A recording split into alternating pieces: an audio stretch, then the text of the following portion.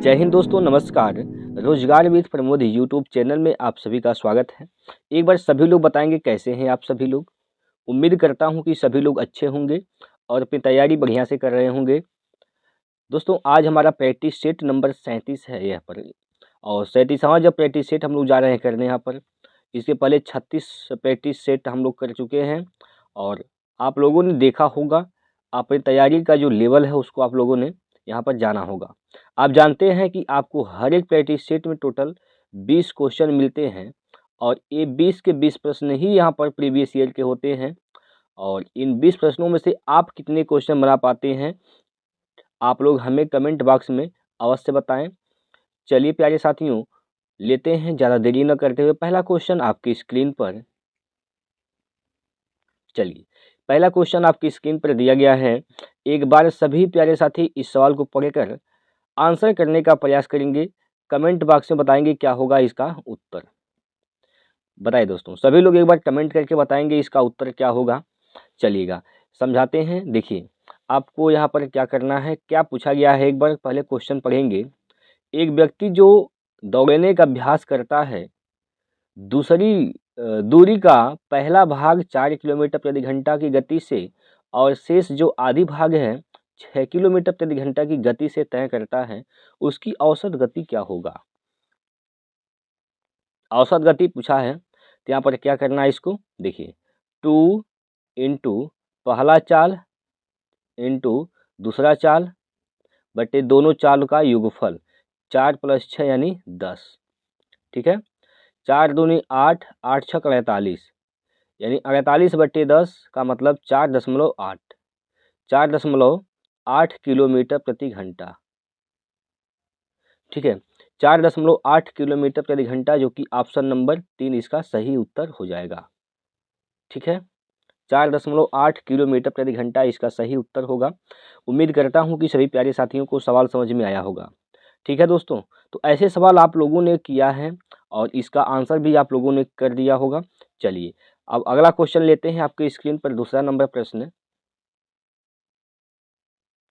देखिए दोस्तों, दूसरा नंबर क्वेश्चन आपके स्क्रीन पर यहाँ दिया गया है और इसमें एक बार पढ़ेंगे, सवाल को पढ़ेंगे। दोस्तों सबसे पहला काम है कि आप लोग सवाल को पढ़िए और इसका मतलब समझिए, अर्थ समझिए, सवाल क्या कहना चाह रहा है। 3 वर्ष पहले राहुल ने 10% वार्षिक चक्रवृद्धि ब्याज दर पर कुछ राशि उधार ली। यदि उस उधार ली गई राशि का वर्तमान मूल्य 11,979 रुपये है तो राहुल ने कितनी राशि उधार ली थी। देखिए जो चक्रवृद्धि ब्याज होता है दोस्तों वो सक्सेसिव होता है, आप लोग जानते हैं। तो जो ये CI होता है कैसे निकलेगा, चक्रवृद्धि ब्याज कैसे निकलता है। देखिए आप यहाँ पर 3 साल की बात है, 3 साल की बात है दोस्तों। ये जो 10% है, 10% का मतलब क्या होता है, 1/10 होता है। ठीक है, 1/10। तो आप मूलधन मान लेंगे क्या चीज़, जो नीचे या 10 है 10 का क्यूब मान लेंगे। 3 साल है तो 10 का क्यूब मान लेंगे मूलधन। ठीक है, 10 का क्यूब मूलधन मान लेंगे। इसका मतलब कितना हो जाएगा, तो इसका जो मूलधन होगा वह 1000 हो जाएगा। क्लियर, 1000 हो जाएगा। अब 3 साल ब्याज लग रहा है 3 साल के लिए, तो इस पर 3 ऐसे टांगे खींच देते हैं, 3 ऐसे टांगे खींच देंगे। क्लियर, 1000 पर 10% के हिसाब से ब्याज लगेगा तो कितना लगेगा, 100 रुपये मिलेगा पहला साल। दूसरे साल भी 100 मिलेगा। लेकिन दूसरा जो साल है वह पहले वाले जो ब्याज मिला है, ब्याज के ऊपर भी ब्याज लगता है चक्रवृद्धि ब्याज में, तो इस 100 रुपये पर भी ब्याज लगेगा 10% के हिसाब से। तो 10% के हिसाब से यहाँ पर ब्याज लगेगा तो कितना मिलेगा, 100 रुपये पर यहाँ पर 10 रुपये मिलेगा। ठीक, तीसरे साल में जाएंगे तो तीसरा वर्ष भी इस 1000 रुपये पर ब्याज लेगा 10% के हिसाब से, तो यहाँ पर 100 रुपये ब्याज मिलेगा। तीसरा साल, ये जो पीछे 2 साल यहाँ पर ब्याज मिला है इन सभी पर ब्याज लेगा, तो 100 रुपये पर ब्याज कितना हो जाएगा, 10% के हिसाब से 10 रुपये। इस पर भी 10 रुपये और इस 10 रुपये पर भी ब्याज लगेगा 10% के हिसाब से, तो 1 रुपये। ठीक है, टोटल कितना ब्याज हो गया, देखिए टोटल ये सब क्या है, ये चक्रवृद्धि ब्याज है। तो कितना हो गया, 300 क्या हो गया यहाँ पर, 330 31 331 हो गया दोस्तों, ब्याज 300 क्या हो गया 31 हो गया, लेकिन लास्ट में कितना उसको मिला है 11,979 रुपये, मतलब ये मिश्रधन प्राप्त हुआ है। 331 रुपया यहाँ पर ब्याज है, तो मिश्रधन क्या हो जाएगा, मिश्रधन जो होता है ब्याज प्लस मूलधन होता है, तो 331 प्लस 1000 करेंगे तो 1331 हो जाएगा। क्या होगा 1331, तो 1331 का मान यहाँ पर दोस्तों दिया गया है, 1331 का मान दिया है 11,979, तो एक का मान क्या हो जाएगा, एक का मान दोस्तों 9 हो जाएगा, क्योंकि इसे काटेंगे 9 बार में कट जाएगा, एक का मान 9 हो जाएगा, तो 1000 अनुपात का मान कितना हो जाएगा 9000, 9000 हो जाएगा इस प्रश्न का एकदम से सही उत्तर, ऑप्शन नंबर 1। क्लियर है, ऑप्शन नंबर 1 इस प्रश्न का बिल्कुल सही उत्तर हो जाएगा। बताइए आप लोगों को सवाल समझ में आया है दोस्तों? एक बार सभी प्यारे साथी कमेंट बॉक्स में बताएंगे, अगर समझ में आ गया है तो आप लोग कमेंट बॉक्स में वाई लिखेंगे। चलिए दोस्तों, सभी लोग एक बार बताएंगे क्या आपको यह सवाल समझ में आया है। आगे बढ़ाया जाए, अगला क्वेश्चन आपकी स्क्रीन पर यहाँ पर है दोस्तों, प्रश्न नंबर 3। प्रश्न नंबर 3 आपके सामने यहाँ पर दिया गया है, और देखिए इसमें क्या कहा गया है। इस सवाल में बोला गया है दोस्तों कि यदि ABC अलग अलग कार्य करते हैं तो वे क्रमशः 27, 36, 45 दिनों में कार्य पूरा कर सकते हैं। यदि वे एक साथ कार्य करते हैं तो कार्य को पूरा होने में कितना दिन लगेगा। चलिए, 3 लोग हैं ABC, 3 लोग ABC हैं, ये लोग कार्य करते हैं, ए करता है 27 दिन में अकेले और बी करता है 36 दिन में। यहीं पर दोस्तों सी 45 दिन में कार्य समाप्त कर सकता है। टोटल कार्य क्या है, तो इन सभी का तीनों का एलसीएम ले लेंगे, टोटल कार्य निकल जाएगा। तो एलसीएम क्या हो जाएगा, 27 ले लेते हैं एलसीएम। 36 में 9 चौक 36, 27 में 9 है, 4 की कमी है, 4 यहाँ पर ले लेंगे। 54 में 9 छक्का 54, 9 छक्का 45 है, 9 पंजे 45 है, 9 पंजे 45, 9 तो इसमें है, 27 में 9 है, 5 की कमी है, 5 से यहाँ पर गुना कर देंगे। क्लियर, ये इसका लघुत्तम हो जाएगा। अब भाग दीजिए, 27 इसमें भाग देंगे तो कितनी बार जाएगा, 5 चौको 20, 20 बार में जाएगा। 36, 27 को लिख सकते हैं 9 तिया 27, 36 है तो 9 चौको 36, 5 तिया 15 बार में जाएगा यहाँ पर। 45 है, 9 पंजे 45, 4 तिया 12 बार में जाएगा। क्लियर है, बताइए।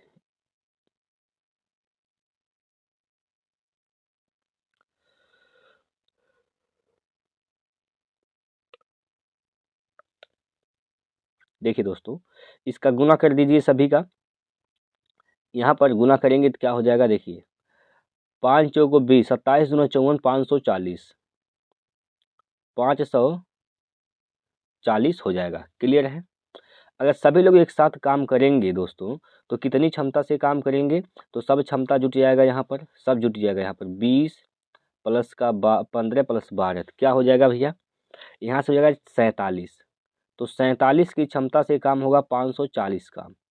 ठीक है, तो कितनी बार जाएगा, 47 से कम 47, 47 बचेगा क्या यहाँ पर, 14 में से 7 गया तो 7 हो जाएगा 70, 47 से कम 47, 47, 70 में से 47 घटाइए क्या बचेगा, तो 47 में से जो दोस्तों जब आप 70 में से 47 घटाएंगे तो बचेगा क्या 23, तो 11 से ही 23/47 दिन का समय लगेगा। कितना दिन लगेगा, 11 से ही 23/47, जो कि ऑप्शन नंबर 4 इसका एकदम सही उत्तर हो जाएगा। ठीक है,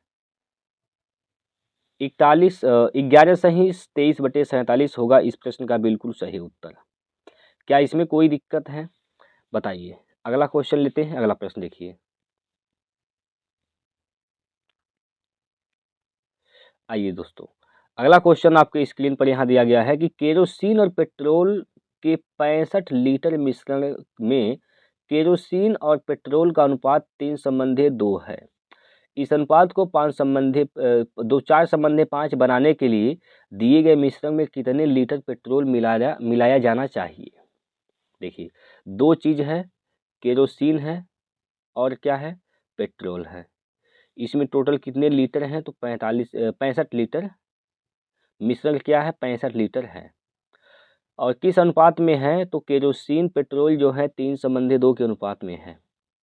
ये 3 है तो यहाँ पर ये 2 है। इसे 4:5 के अनुपात में बनाना है, 4:5 के अनुपात में बनाना है। तो इस अनुपात में बनाने के लिए मिश्रण में कितने लीटर पेट्रोल मिलाना चाहिए। क्या मिलाना है, पेट्रोल मिलाना है दोस्तों, पेट्रोल। बात समझ रहे हैं, पेट्रोल मिलाना है। अगर आप पेट्रोल मिलाएंगे तो पेट्रोल का अनुपात बदलेगा, लेकिन केरोसिन का अनुपात नहीं बदलना चाहिए, क्योंकि केरोसिन में हमने कोई छेड़खानी नहीं किया है। केरोसिन जो पहले था आज भी उतना ही रहेगा।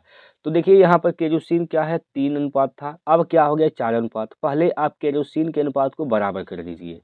तो बराबर करने का मतलब 3 और 4 का लॉसन निकाल दीजिए, 12। तो सबको 12-12 बना दीजिए दोस्तों। 3 को 12 बनाने के लिए 4 से गुना करेंगे और 4 को 12 बनाने के लिए 3 से गुना करेंगे। लेकिन एक काम आपको दोनों अनुपात में करना होगा, ठीक है, ये दोनों अनुपात में करना होगा। तो क्या हो जाएगा, यहाँ से देख लीजिए, 12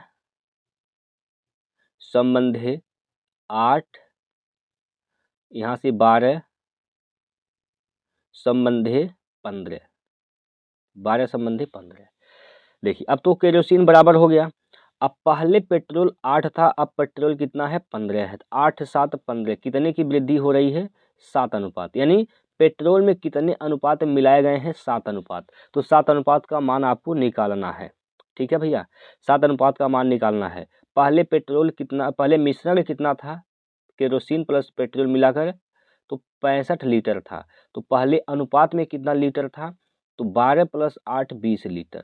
अनुपात में 20 लीटर था, लेकिन वास्तव में 65 लीटर था। तो हम कह सकते हैं 20 अनुपात का मान क्या है दोस्तों, 20 अनुपात का मान 65 है। 20 अनुपात का मान 65 है। आपको 7 अनुपात का मान निकालना है, तो 7 अनुपात का मान क्या हो जाएगा, 65/20 × 7, ठीक है। 7 पंजे 35, 7 पंजे 35 के 5 हासिल का 3 और 7 6 42, 3 45, 455/20 हो जाएगा दोस्तों। इसको जब आप काटेंगे, 2 से काटेंगे, 2 दहिया में 20 होता है, 2 से काटिए, 2 दूना 4 हो जाएगा और 2 दूनी 4, ठीक है। एक बचेगा, 2 7 14, 2 5 10, दशमलव यहाँ पर लगेगा। लेकिन जब 10 से भाग देंगे, दशमलव एक स्थान और आगे खिसक जाएगा, तो यह हो जाएगा 22.75, 22.75 इसका सही उत्तर हो जाएगा। किस ऑप्शन में है, तो ऑप्शन नंबर 4 में है दोस्तों। तो चौथा विकल्प इस प्रश्न का एकदम सही उत्तर हो जाएगा। कोई दिक्कत परेशानी हो तो आप लोग पूछ सकते हैं। आगे बढ़ें, अगला क्वेश्चन आपकी स्क्रीन पर लेते हैं। प्रश्न नंबर 5 आपके सामने यहाँ पर है दोस्तों। चलिए बताइए इस प्रश्न का उत्तर क्या होगा कि एक दुकानदार एक एयर कंडीशनर को 1,20,000 रुपये में बेचता है, उस पर 12% छूट देता है, तो इसका विक्रय मूल्य बताइए क्या होगा। अब 1,20,000 में वह बेचता है, 1,20,000 में बेचता है, 12% का छूट देता है, इसका मतलब 88% पर वह बेच रहा है। 88% पर दोस्तों उस कंडीशनर को, एयर कंडीशनर को वह बेच रहा है। इसको काटेंगे, 2 जीरो से 2 जीरो यहाँ पर ख़त्म हो जाएगा, यानी 2 जीरो बचेगा। लास्ट में कितने जीरो बचेंगे, 2 जीरो बचेंगे।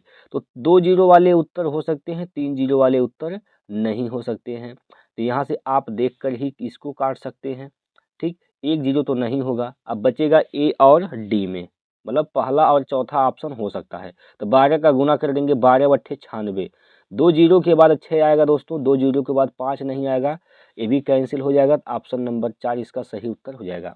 बाकी गुणा कर सकते हैं पूरा, 12 बट्ठे 96 के 6 हासिल का 9, 12 बट्ठे 96, 96 और 9 क्या हो जाएगा, तो यहाँ पर 105 हो जाएगा, 105, 105, ठीक है। 105,600 इसका उत्तर ऑप्शन नंबर डी है। ठीक है दोस्तों, चलिए अगला क्वेश्चन देखिए, प्रश्न नंबर 6। दुकानदार ने एक मेज पर एक निश्चित मूल्य अंकित किया और उस पे उसने 10% और 10% की दो क्रमिक छूटें दी। यदि दुकानदार ने इसे 1458 रुपये में बेच दिया तो इसका अंकित मूल्य बताइए। देखिए कुछ इसका अंकित मूल्य रहा होगा, ठीक, इसका कुछ अंकित मूल्य रहा होगा दोस्तों, ठीक है। और इस पर इसने क्या किया, दो छूट देता है 10% का, तो इसका मतलब उसने 90% पर बेचा होगा। 90% पर क्या कर दिया, इसको बेच दिया, 90% पर बेच दिया, ठीक है। लेकिन फाइनली लास्ट में कितने में बेचता है, तो यहाँ पर दोस्तों 1458 रुपये में इसको बेच देता है। क्लियर। अब इसी को हल कर दीजिए। यहाँ से 2 जीरो से 2 जीरो कैंसिल कर देंगे, 9 से काट देंगे दोस्तों, 9 एकम में 9,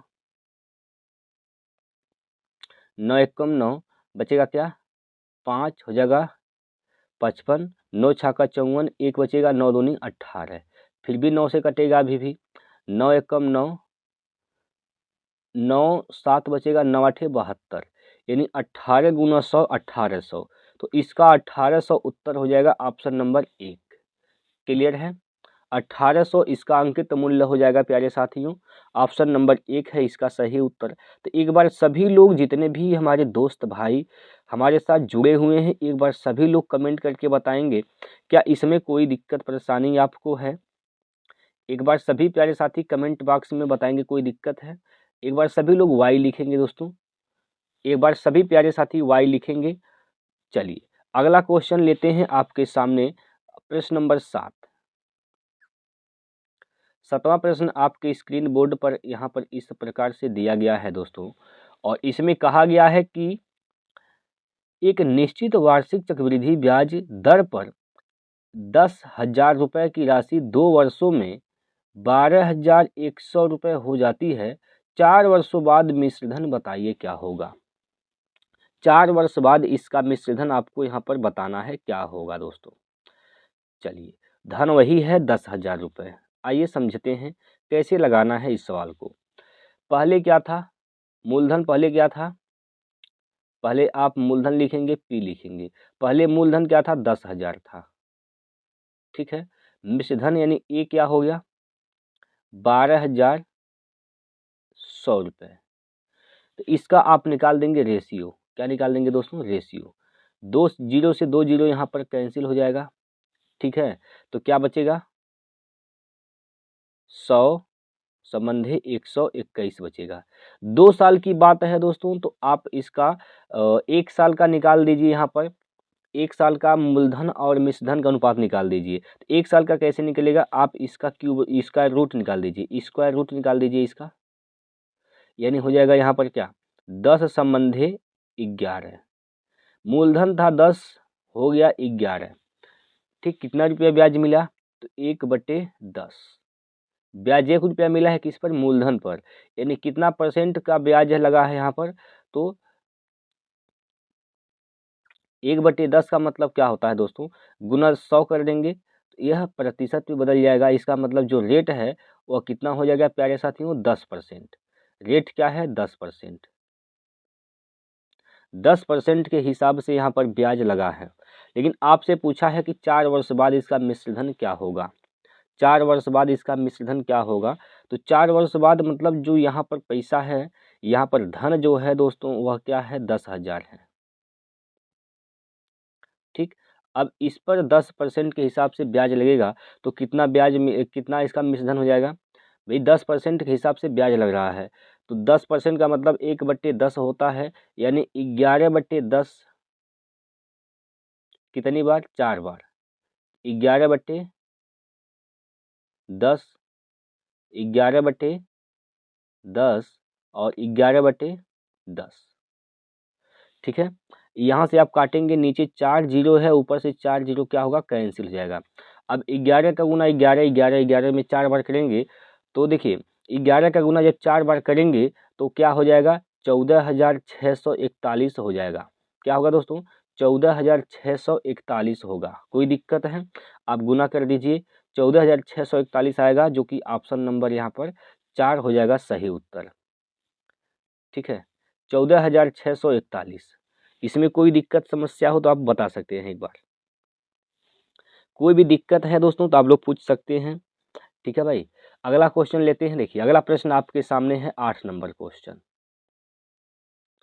चलिए, यहाँ पर कहा गया है एक संख्या में 8% की वृद्धि की जाती है और वृद्धि हुई संख्या में 8% की कमी की जाती है। संख्या में कुल वृद्धि या कमी क्या होगा? पहले क्या किया गया है दोस्तों? पहले 8% की वृद्धि किया गया है तो प्लस का 8 है, फिर 8% की कमी की गई है तो माइनस का 8, फिर माइनस 8 गुना 8 बटे 100। ठीक, यहाँ से 8 से कैंसिल, 8 अट्ठाईस 64, 64 में भाग देंगे दोस्तों जब 100 से, 0.2 स्थान पर यहाँ पर आ जाएगा। और यहाँ पर माइनस, माइनस ये बताता है कि कमी हुआ है, कितने परसेंट की कमी हुई है? तो 64% की कमी हुई है दोस्तों। तो 64% की कमी ऑप्शन नंबर बी हो जाएगा इसका राइट आंसर। क्लियर है? 64% की कमी होगा प्यारे साथियों। चलिए, सॉरी 64 नहीं, 0.64 की कमी हो जाएगा। कोई दिक्कत है? अगला क्वेश्चन देखिए।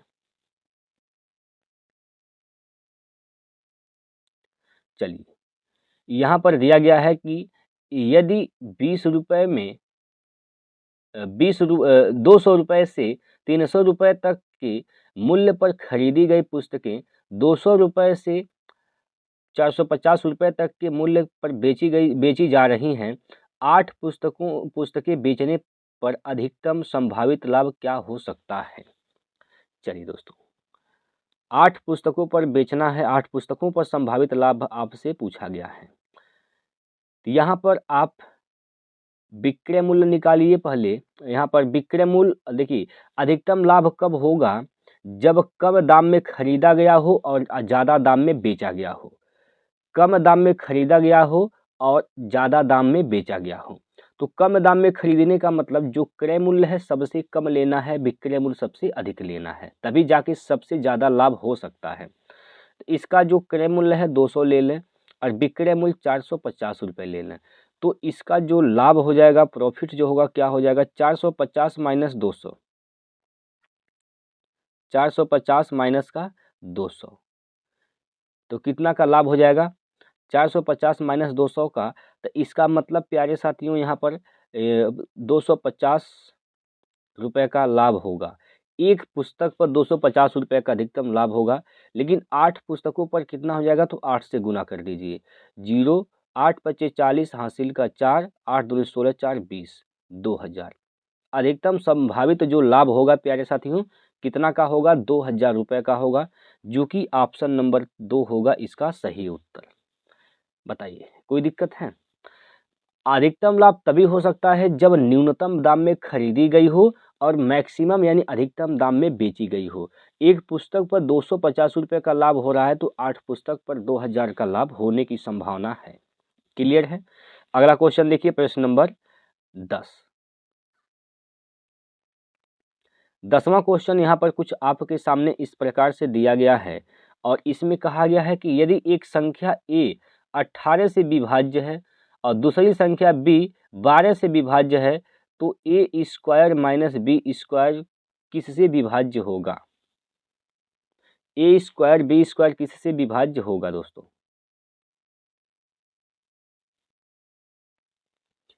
यदि एक संख्या a 18 से विभाज्य है और दूसरी संख्या b 12 से विभाज्य है तो a स्क्वायर माइनस का b स्क्वायर का मान किससे विभाज्य होगा प्यारे साथियों? चलिए आइए समझते हैं कैसे लगाना है दोस्तों। देखिए, अगर एक जो संख्या a है वह 18 से विभाज्य है तो हम मान लेते हैं वह k बार गया होगा, भाग कितना बार गया होगा? k बार। तो संख्या क्या हो जाएगा? 18 के। a का मान क्या होगा? 18 के। ठीक है, 18 के हो जाएगा। जो a होगा क्या हो जाएगा? 18 के हो जाएगा। और b क्या हो जाएगा दोस्तों? b भी आप निकाल सकते हैं, यहाँ पर b निकाल सकते हैं। हम मानते हैं अगर b एक संख्या है जो कि 12 से विभाज्य यानी 12 से भाग देते हैं तो l बार गया होगा या फिर n बार गया होगा दोस्तों, n बार मान लेते हैं तो b का मान क्या हो जाएगा 12 m हो जाएगा। क्लियर है, 12 m। इसमें कोई दिक्कत नहीं होगा। यहाँ पर ए स्क्वायर माइनस का बी स्क्वायर जो है इसको आप ऐसे लिख सकते हैं, ए स्क्वायर माइनस का बी स्क्वायर को आप लिख सकते हैं एक कोष्टक में ए प्लस का बी और एक कोष्टक में लिख सकते हैं ए माइनस का बी, लिख सकते हैं ऐसे। चलिए, तो यहाँ से देखिए ए का मान 18, बी का मान 12 है, तो यहाँ पर आप लिख सकते हैं दोस्तों 18 के प्लस का 12 यम एक कोष्टक में, और एक कोष्टक में लिख सकते हैं 18 के माइनस का 12 यम। ठीक है दोस्तों, ऐसे लिख सकते हैं, यहाँ तक कोई दिक्कत नहीं होगा आपको। इसमें देखिए दोस्तों इसमें क्या कॉमन है, तो 6 कॉमन है, 6 बाहर निकाल दीजिए आप। 6 जब बाहर निकालेंगे तो 3 के प्लस का 4 एम बचेगा। इसमें भी 6 कॉमन है तो बाहर निकाल देंगे, 6 बाहर निकालेंगे तो क्या बचेगा 3 के माइनस का यहाँ पर दोस्तों 2 बचेगा, क्योंकि 6 दूना 12 होता है। यहाँ पर दोस्तों 2 बचेगा, ठीक है, 2 बचेगा यहाँ पर 2 एम। ठीक है, तो यहाँ पर भी क्या बचेगा 2 एम, 2 एम। ठीक है, तो 6 का गुना 6 में करेंगे तो हो जाएगा दोस्तों 36। क्या हो जाएगा 36, 3 के प्लस का 2 एम और यहाँ पर 3 के माइनस का 2 एम। तो ये संख्या फिर किससे विभाज्य हो रही है दोस्तों, तो ये संख्या किससे विभाज्य हो रही है 36 से। ठीक है, तो 36 हो जाएगा इसका राइट आंसर, जो कि ऑप्शन नंबर 3 में दिया गया है दोस्तों। 36 होगा इसका बिल्कुल सही उत्तर। ठीक है, चलिए अगले क्वेश्चन पर चलते हैं भैया। प्रश्न नंबर 11 आपके सामने यहाँ पर इस प्रकार से दिया गया है। देखिए क्या कहा गया है, यदि बेलन की त्रिज्या और ऊंचाई क्रमशः 91 मीटर और 2.5 मीटर है, तो क्रमशः बेलन का वक्रपृष्ठ क्षेत्रफल और कुल पृष्ठीय क्षेत्रफल क्या होगा, पाई का मान 22/7 लेने हैं। तो एक बार प्यारे साथी, जितने भी लोग हमारे साथ जुड़े हुए हैं वीडियो को देख रहे हैं, एक बार हमें इसका आप लोग आंसर करके बताएंगे क्या होगा। यहाँ पर मैं फार्मूला लिख देता हूँ। वक्रपृष्ठ का क्षेत्रफल क्या होता है दोस्तों, ये होता है 2, बेलन के वक्रपृष्ठ का क्षेत्रफल होता है 2 पाई आर एच, 2 पाई आर एच होता है। और कुल पृष्ठीय क्षेत्रफल क्या होता है, तो 2 पाई आर एच प्लस आर होता है। ये होता है दोस्तों फार्मूला। तो एक बार सभी प्यारे साथी कमेंट करके हमें इसका आंसर बताएंगे क्या होगा इसका सही उत्तर। चलिए आगे चलते हैं हम लोग अगले क्वेश्चन पर। प्रश्न नंबर 12वां प्रश्न है दोस्तों आपके सामने। यहाँ पर देखिएगा क्या कहा गया है इसमें, ये भी मेंसुरेशन का ही सवाल है। एक बेलन जिसकी त्रिज्या 20 सेंटीमीटर और ऊंचाई 50 सेंटीमीटर है, कुल पृष्ठीय क्षेत्रफल और वक्र पृष्ठीय क्षेत्रफल का अनुपात क्या होगा। वही सवाल यहाँ पर भी है दोस्तों। तो वही सवाल अगर यहाँ है तो इसका भी आप लोग हमें उत्तर बताएंगे कमेंट बॉक्स में। तो क्या होगा इसका राइट आंसर, एक बार सभी प्यारे साथी देखिए। अगर आप लोग ईमानदारी से तैयारी कर रहे हैं, क्योंकि आपको अब परीक्षा देना है, तो आप लोगों ने इस चीज़ को समझ लिया होगा, कि आप लोगों ने सीख लिया होगा कि आपको कैसे सवाल लगाने हैं।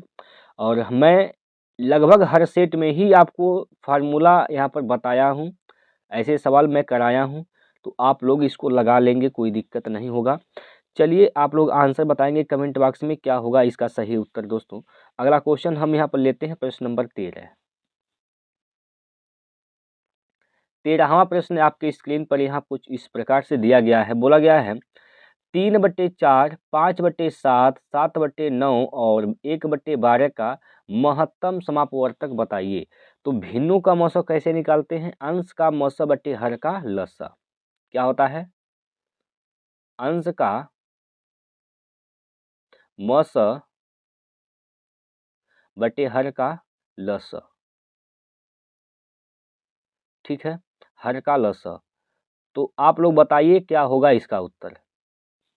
अंश का मौसम निकालना है, हर का लौसम निकालना है दोस्तों। ठीक है भैया, देखिए अंश का मौसम यानी 3, 5, 7 और 1 का मौसम क्या होगा, तो 1 होगा बटे हर का लौसम निकालना है 12, 9, 7, 4 का लौसम निकालिए, क्या हो जाएगा, तो 9 7 63 है, 9 7 63 गुना 4 कर दीजिए, तो 4 3 12, 4 3 12 और 4 6 24, 1 25, 25 यानी 1/252 इसका उत्तर होगा।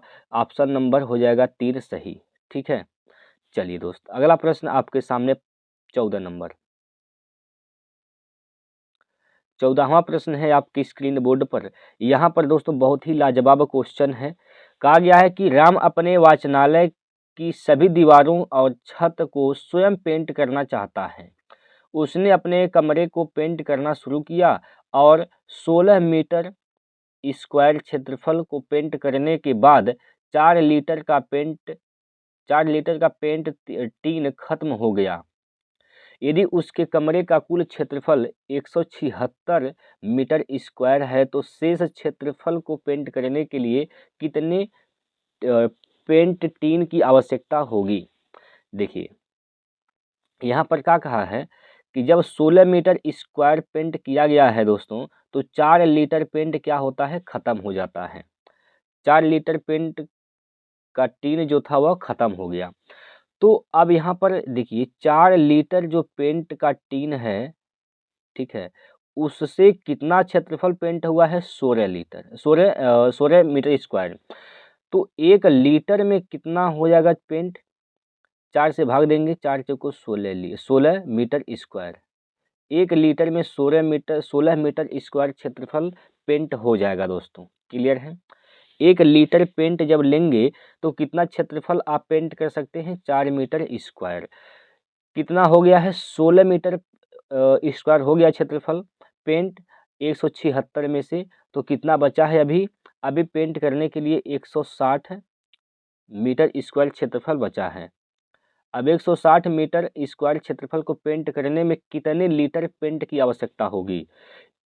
अगर हम 4 मीटर स्क्वायर क्षेत्रफल पेंट करते हैं तो 1 लीटर पेंट की आवश्यकता हो रही है। तो अगर हम 160 मीटर स्क्वायर क्षेत्रफल पेंट करेंगे तो कितनी पेंट की आवश्यकता हो जाएगी दोस्तों, 4 से भाग दे दीजिए। यहाँ पर 4 से भाग देंगे तो कितनी बार में जाएगा, 4 चौको 16, 40 लीटर पेंट की आवश्यकता होगी। कितना लीटर पेंट हमें चाहिए, 40 लीटर पेंट चाहिए। अगर 40 लीटर पेंट चाहिए तो कितने टीन हमें लाने पड़ेंगे दोस्तों, एक टीना में 4 लीटर पेंट होता है। तो 40 लीटर में हमें कितनी टीन की आवश्यकता हो जाएगी दोस्तों, 4 से भाग दे देंगे भैया, तो हो जाएगा 10 लीटर, 10 टीन। कितना, तो 10 टीन। हमें 10 टीन की आवश्यकता होगी। ऑप्शन नंबर 4 इस प्रश्न का बिल्कुल सही उत्तर हो जाएगा। कोई दिक्कत है। चलिए अगला प्रश्न देखिए, प्रश्न नंबर 16। यदि x और y एक दूसरे के व्युत्क्रमानुपाती हैं तब जब y बराबर 7 तो x बराबर 27 है, तो y बराबर 31 होने पर x का मान क्या होगा। व्युत्क्रमानुपाती है दोस्तों, तो इसका जो मान होगा दोस्तों बराबर होंगे। x इंटू वाई का जो गुणनफल होगा वह क्या होगा, बराबर होगा। देखिए x y का गुणनफल कर दीजिए, y x का गुणनफल, यानी यहाँ से क्या हो जाएगा, अगर y का मान 7 है, 7 गुना 27, तो यह किसके बराबर होगा, इनके गुणनफल के बराबर होगा। तो यहाँ से 21 इंटू एक्स। ठीक है, हल करिए इसको। 7 से काटेंगे 7 3 21, 3 से काटेंगे 3 9 27। तो यक्स का मान क्या होना चाहिए, तो 9 होना चाहिए। कितना, 9। ऑप्शन नंबर 2 है इसका सही उत्तर। चलिए भैया अगला प्रश्न है 16 नंबर क्वेश्चन। 16वां प्रश्न है आपकी स्क्रीन बोर्ड पर दिया गया है भी। एक चोर 40 किलोमीटर प्रति घंटा की गति से चलते हुए 5 घंटे 15 मिनट में कुछ दूरी तय करता है। यदि उसका पीछा करने वाला पुलिसकर्मी समान दूरी 50 किलोमीटर प्रति घंटा की गति से तय करता है तो पुलिसकर्मी को समान दूरी तय करने में कितना समय लगेगा। देखिए चोर जो है वह 5 घंटे में 5 घंटे 15 मिनट में 40 के स्पीड से गया। 5 घंटा 15 मिनट का मतलब क्या हो गया दोस्तों, 15 मिनट का मतलब 1/4, यानी 5 चौको 20, 1 21/4। 21/4 घंटा में दोस्तों वह गया है कितना दूरी, वह कितना दूरी चला जाएगा 40 की स्पीड से। तो आप जानते हैं दूरी बराबर क्या होता है, 4 गुना समय होता है। डी बराबर क्या होता है दोस्तों, स्पीड गुना टाइम। तो स्पीड क्या है यहाँ पर, इसका स्पीड, चोर का स्पीड क्या है 40 किलोमीटर प्रति घंटा, और कितना समय लिया है, तो 21/4 घंटे का समय लिया है। 4 से काटेंगे, 4 एकम 4, 4 से काटिए 10 बार में कैंसिल। इसका मतलब वो कितना दूरी तय कर लिया है, 210 किलोमीटर दूरी तय कर लिया है। अब यही 210 किलोमीटर की दूरी को तय करने में पुलिस को कितना समय लगेगा, 50 के स्पीड से जाएगा तो समय बराबर क्या होता है, दूरी बटे चाल, यानी 210/50। 210/50 यहाँ से काटेंगे, 0 से 0 कैंसिल, 5 से काटेंगे दोस्तों तो 5 चौको 20, 1/5, यानी 4 घंटा 1/5 मिनट। तो इसको आप बदलेंगे, 1/5 घंटा है, 4 घंटा प्लस 1/5 घंटा, तो 1/5 को आप मिनट बदलेंगे, 60 से क्या कर दीजिए यहाँ पर गुना कर देंगे, तो कितनी बार में चला जाएगा, 12 बार में, यानी 4 घंटा 12 मिनट, 4 घंटा 12 मिनट हो जाए लगेगा समय इस पुलिस को वहां तक पहुंचने में। 4 घंटा कितना, 12 मिनट। किस ऑप्शन में है, तो ऑप्शन नंबर हो जाएगा 2 सही। ठीक है, चलिए 4 घंटा 12 मिनट इसका सही उत्तर है भैया। अगला प्रश्न आपके सामने 17 नंबर।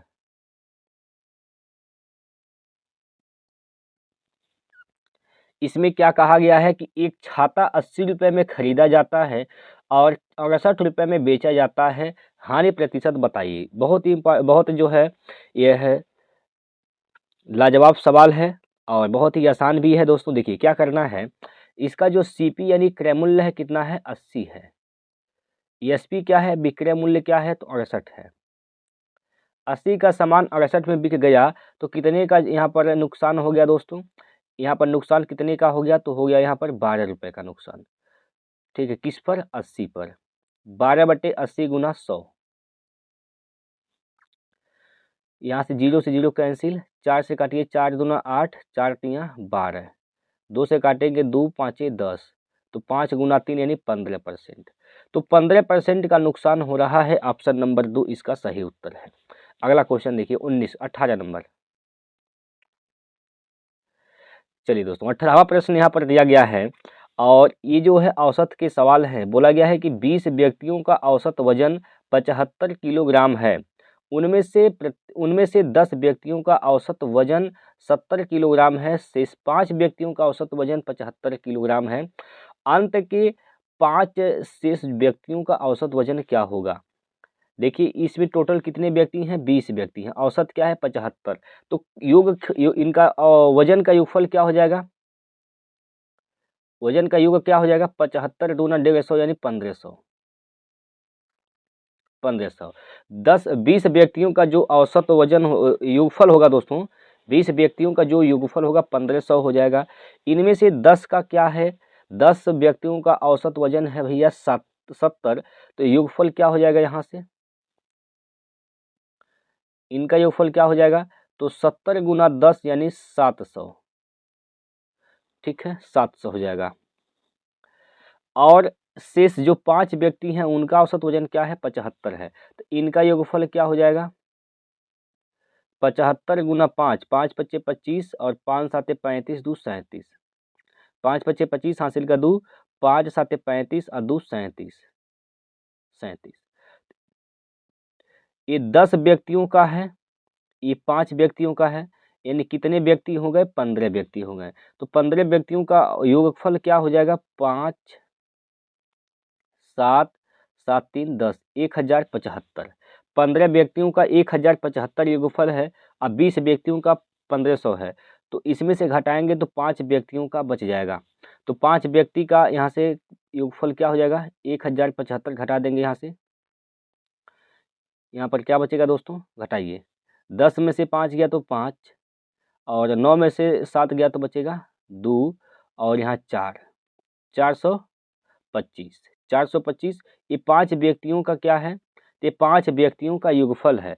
तो 5 व्यक्तियों का औसत पूछा है दोस्तों, 5 से भाग दे दीजिए आप, 5 से इसमें भाग दे दीजिए, 5 से भाग देंगे तो क्या होगा, 5 अट्ठे 40, अब 5 बचे 25, यानी 85 इसका औसत हो जाएगा अंतिम के 5 व्यक्तियों का। 85 भैया किस ऑप्शन में है, ऑप्शन नंबर 4 में है। ठीक है, तो ऑप्शन नंबर 4 इसका सही उत्तर होगा। चलिए अगला क्वेश्चन 19 नंबर, 19 नंबर क्वेश्चन है, एक कार चालक को एक निश्चित दूरी तय करने में लगने वाले समय को 40% कम करने के लिए कार की गति कितने प्रतिशत बढ़ानी होगी। देखिए समय का क्या अनुपात, समय का परसेंटेज क्या है, 40%। 40% का मतलब होता है दोस्तों, देखिए 40% को लिख सकते हैं हम लोग 2 गुना 20, ठीक है, 20 दूना 40 होता है, 20% का मतलब 1/5, इसको लिख सकते हैं आप 20 गुणे 2, 20% गुणे 2, 20% का मतलब 1/5 होता है, तो हो जाएगा 2/5, यानी पहले समय लगता था 5, ठीक है, तो अब 2 कम लगता है, इसका मतलब अब कितना लगता है, 3 लगता है। तो समय अगर 5 संबंधी 3 है तो इसकी गति क्या हो जाएगी, गति 3 संबंधी 5 हो जाएगी। गति कितना बढ़ाना पड़ेगा, तो गति दोस्तों देखिए कितना 3 से 5 लाना है तो हमें गति 2 बढ़ानी होगी, किस पर, तो 3 पर। 1/3 का मतलब होता है 33 सही 1/3%, 2/3 का मतलब 66 सही 2/3%, तो 66 सही 2/3% होगा इसका सही उत्तर, ऑप्शन नंबर 2। ठीक है, चलिए अगला प्रश्न है, और यही लास्ट क्वेश्चन है दोस्तों, यही क्या है, यही आज का लास्ट क्वेश्चन है। बताइए क्या होगा इसका उत्तर। बोला गया है कि ए बी से 3 गुना दक्ष कर्मचारी है, 2 व्यक्ति हैं ए और बी, ए और बी दो कर्मचारी हैं ए और बी, ए जो है बी से 3 गुना दक्ष है, बी अगर बी का क्षमता 1 है तो ए का क्षमता क्या हो जाएगा, 3 हो जाएगा। ठीक है, ए ने कार्य शुरू किया और उन्होंने एकांतर दिनों में एक साथ कार्य किया और 24 दिन में कार्य क्या कर दिया, समाप्त कर दिया। दोस्तों 24 दिन में क्या करते हैं सभी लोग, कार्य समाप्त कर देते हैं। देखिए एकांतर दिनों में काम करते हैं, पहले ए करता है फिर बी करता है, तो पहला एक दिन में काम करने के लिए कौन आता है, पहला एक दिन काम करने के लिए ए आता है, 3 काम किया, अगले एक दिन में काम करने के लिए आता है बी, 1 काम कर दिया, टोटल 2 दिन हो गए, 2 दिन हो गए, कितना काम हो गया, तो 4 3 1 4 काम यहाँ से हो गया, 4 काम हो गया। हमें कितने काम कितने दिन यहाँ पर कितने दिन यहाँ पर काम किए हैं, टोटल 24 दिन, 2 दिन में 4 काम, 2 को 24 बनाने के लिए आप क्या कर दीजिए, 12 से गुणा कर दीजिए, 12 से गुणा कर देंगे तो यहाँ पर 24 दिन हो जाएगा दोस्तों, 24 दिन हो जाएगा। तो यहाँ भी आप क्या कर दीजिए, 12 से गुणा कर दीजिए, 12 से गुणा कर देंगे तो टोटल कितना काम था, 12 चौक 48, टोटल 48 काम था जो कि 24 दिन में समाप्त हुआ है। तो पूछा है कि ए द्वारा अकेले कार्य समाप्त करने में कितना दिन लगेगा। अगर यही 48 काम, यही दोस्तों 48 काम अगर ए करता, 3 की क्षमता से कितना दिन का समय लगता अकेले इसको, तो 3 से भाग दीजिए तो 16 3 48, 16 बार में जाएगा। इसका मतलब जब ए अकेले इस काम को करता दोस्तों तो 16 दिन का समय लगता। ऑप्शन नंबर 1 होगा इसका सही उत्तर। बताइए कोई दिक्कत है इसमें आप सभी प्यारे साथियों को। हम लोग 20 क्वेश्चन किए हैं दोस्तों, जो कि इम्पॉर्टेंट क्वेश्चन प्रीवियस ईयर के क्वेश्चन है दोस्तों। अब आपने इन 20 प्रश्नों में से कितने क्वेश्चन बना पाए हैं हमें कमेंट में ज़रूर बताइएगा दोस्तों। और हम फिर आगे मिलेंगे अगले प्रैक्टिस सेट को लेकर। ठीक है दोस्तों, तो चलिए आज के लिए ही इतना रखते हैं दोस्तों। आप एक सेट हम हमेशा करवाते हैं जो कि 20 प्रश्न होते हैं, तो 20वां प्रश्न था। कल फिर हम लेकर एक सेट हाजिर होंगे 20 प्रश्नों का, प्रीवियस ईयर का ही वो भी होगा। तो तब तक के लिए जय हिंद, जय भारत।